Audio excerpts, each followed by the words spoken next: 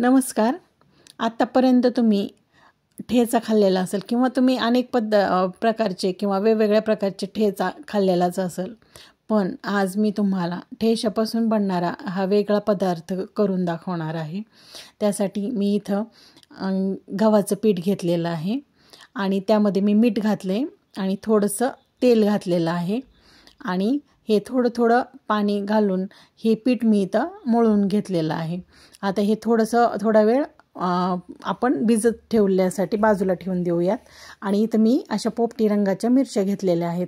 ह्या मिरच्या कमी तिखट असतात, ह्या बाजारात मिळतात. अगदी छान अशा पोपटी रंगाच्या ह्या मिरच्या आणायच्या.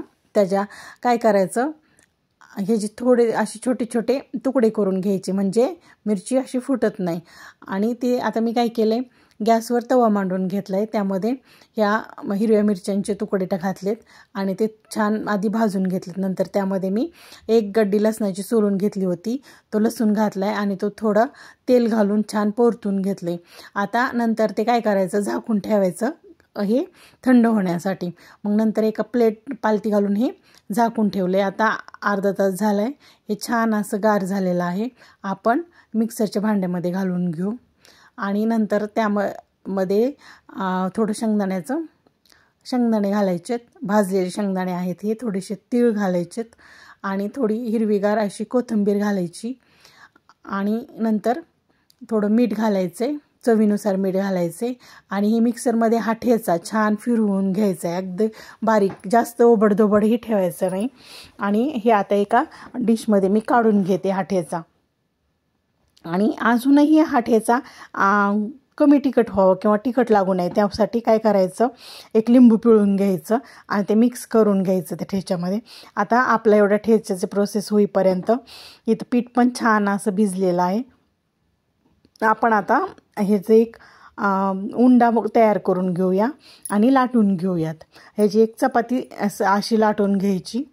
तर आत्तापर्यंत तुमच्या लक्षातच आलं असेल, आपण आज करणार आहोत ठेचा पराठा.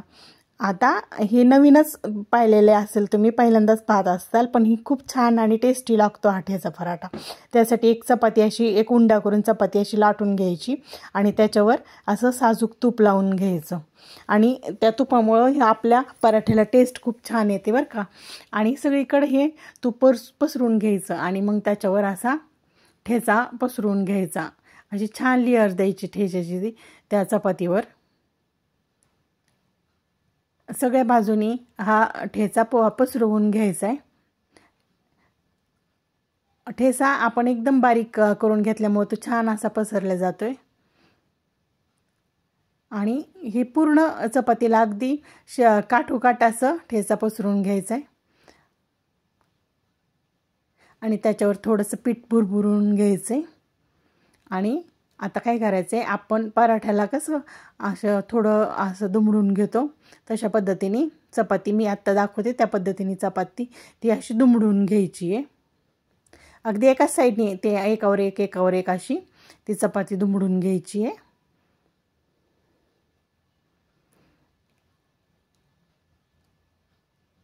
सर्व चपाती अशी दुमडून झाल्याच्या नंतर मग त्या चपातीचं पण काय करायचं आहे, असा एक गोलाकार उंडा करून घ्यायचा आहे दुमडलेल्या चपातीचा सुद्धा. आता आपली इथं चपाती दुमडून झालेली आहे. आता आपण त्याचा एक उंडा करून घेऊयात. एकदम छान असं गुंडाळून घ्यायचं आहे ते, असं गोलाकार आणि उंडा करायचा आहे तसंच गोलाकार करून.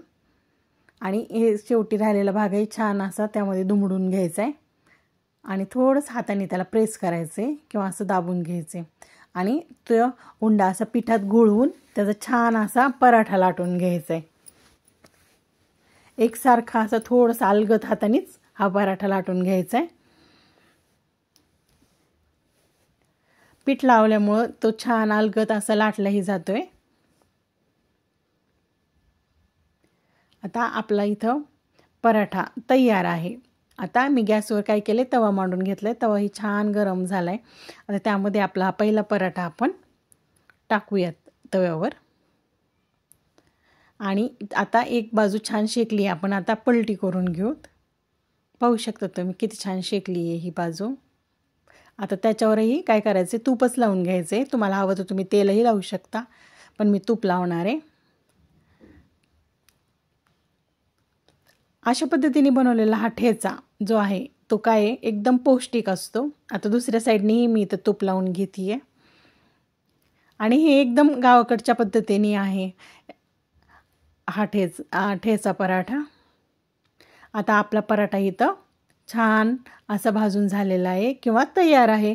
आपण काढून घेऊ. दुसराही आपला पराठा मी इथं तयार करून घेतला आहे, तो पण इथं तयार आहे. आता मस्त हा मी दह्यासोबत इथं सर्व करते. आता मी तुम्हाला त्यामध्ये ना एक पराठा असा उचलून असा मी नाही का दाखवते तुम्हाला, हे करून चुरगाळून दाखवते. किती छान मऊ असं झाला आहे आणि एकदम मस्त असा खुसखुशीत असा हा पराठा झालेला आहे आणि हा दह्यासोबत खायला खूप छान लागतो. एकदम टेस्टी अशी ही पराठा रेसिपी आहे.